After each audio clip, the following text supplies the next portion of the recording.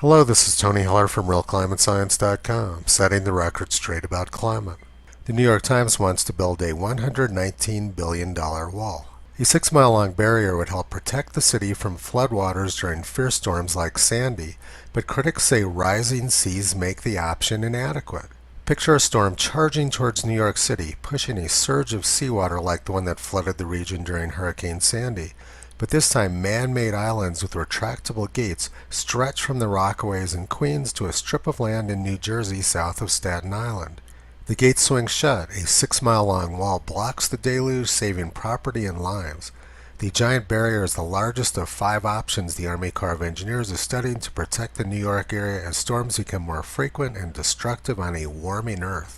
The New York Times claims that sea level is rising and hurricanes are becoming more frequent and destructive because of global warming.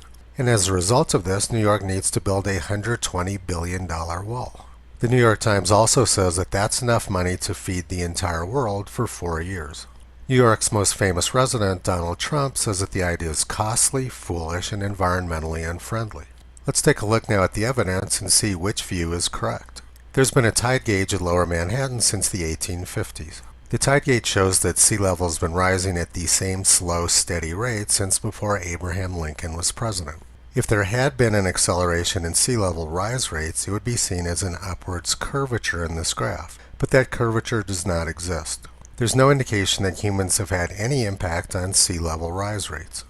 Tide gauges on the west coast of the United States show little or no sea level rise. Some even show sea level falling. So why does the tide gauge at Lower Manhattan show sea level rising? Well, the answer is very simple. The land is sinking.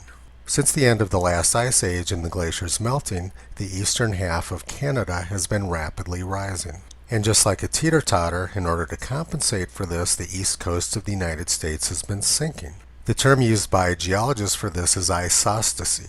In 1988, the world's leading climate expert from NASA predicted that Lower Manhattan would be underwater in 30 years. That would have been 2 years ago. If you remember, James Hansen was the NASA scientist who started the global warming scare before Congress in June of 1988. He said in 1988 that within 20 or 30 years, the West Side Highway, which runs along the Hudson River, would be underwater, and there will be signs in the restaurants saying water by request only. This is a photograph from a New York City traffic camera taken along the West Side Highway this morning. It doesn't actually appear to be underwater right now. It looks like the world's leading climate expert might have gotten his prediction a little bit wrong. Now let's look at the New York Times claims about increasing hurricanes. This graph was made from data from NOAA, the National Oceanic and Atmospheric Administration. The blue line is the 20-year mean of the number of landfalling U.S. hurricanes. As you can see, the number of landfalling U.S. hurricanes has dropped sharply over the last 150 years. Hurricanes peaked in the United States when Grover Cleveland was president during the 1880s. There were 26 landfalling hurricanes while he was president. So it's pretty clear that the New York Times claims of increasing hurricanes is also not true. This is the same graph except for major hurricanes, those with winds over 120 miles per hour. Major hurricanes peaked in the United States during the 1940s and 1950s and have recently been at a record low. 4 years ago, the Washington Post was terrified by the lack of major hurricanes hitting the United States. They said that the lack of major hurricanes was unprecedented. So once again, the New York Times article was the exact opposite of reality. Now let's take a look at hurricanes which made landfall in New York. New York has been hit by 14 hurricanes since the 1850s. The red bars on this graph show major hurricanes. New York has only been hit by 2 hurricanes since carbon dioxide went over 350 parts per million in 1988. And the last major hurricane to hit New York was Hurricane Gloria in 1985, when carbon dioxide was below 350 parts per million. Hurricane Sandy did a lot of damage, but it wasn't a major hurricane. In fact, it wasn't even a hurricane at all when it made landfall. The big problem with Hurricane Sandy was that it came in at the same time as the highest tide of the month. Around this time last year, New York's Governor Cuomo said that New York didn't used to have hurricanes. We did not have hurricanes in the state of New York, Cuomo said. We did not have superstorms in the state of New York. Ronald Reagan famously said, "The trouble with our liberal friends isn't so much that they're ignorant, it's just that they know so much that isn't so." New York's worst hurricane actually occurred in 1821. It was a Category 4 hurricane with wind gusts over 156 miles per hour, but fortunately it came in at low tide. Had the 1821 storm come in at high tide like Sandy, it would have wiped out most of Manhattan. This report from insurance company Swiss Re said, if the 1821 hurricane were to happen today, it would cause 50% more damage than Sandy and potentially cause more than $100 billion in property losses stemming from storm surge and wind damage. So if there was a repeat of the 1821 hurricane, the $120 billion seawall would almost pay for itself. This is a news story from 1821 about the hurricane. The article said that the hurricane, in about 2 hours on Monday evening, did more damage in the city and vicinity than was ever before witnessed. During the prevalence of this gale, all human exertions to afford relief to vessels in distress were unavailing. It would be useless to attempt to designate each house which has received more or less damage by having chimneys blown down, roofs wholly and partially stripped off.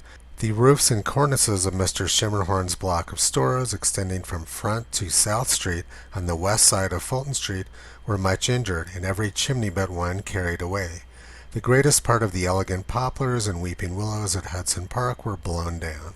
The 1821 storm came just 6 years after the Great Storm of 1815. This is what Providence, Rhode Island looked like during the 1815 storm. Carbon dioxide levels at the time were about 280 parts per million. Of the 10 deadliest U.S. hurricanes, all but 2 occurred more than 90 years ago. 2 of them occurred in the year 1893.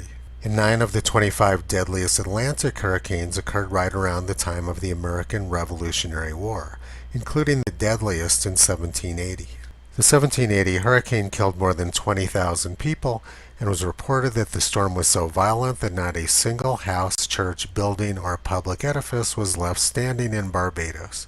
The National Oceanic and Atmospheric Administration reports that there were more than 24,000 deaths in the 1780 hurricane and that winds were over 200 miles per hour.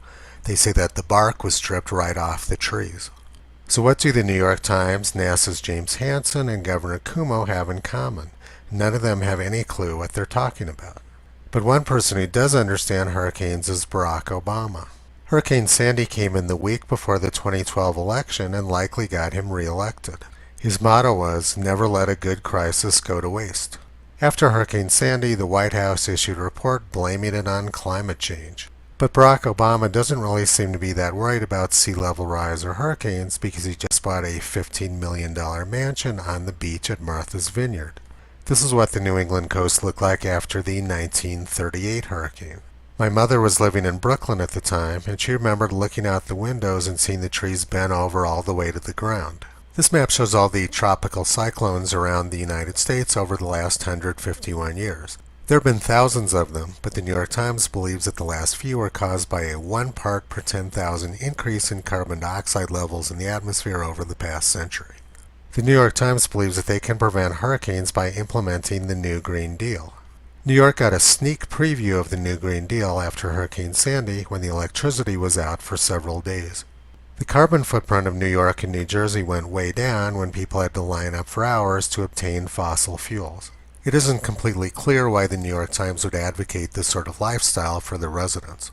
Today marks the 1-year anniversary of the author of the New Green Deal, Alexandria Cortez, announcing that the world is going to end in 12 years. This means that there's only 11 years left for the world, so I'm not sure it's a wise investment to spend $120 billion on a seawall which will probably never be used. It might be a better investment to spend that $120 billion feeding the world's children for 4 years.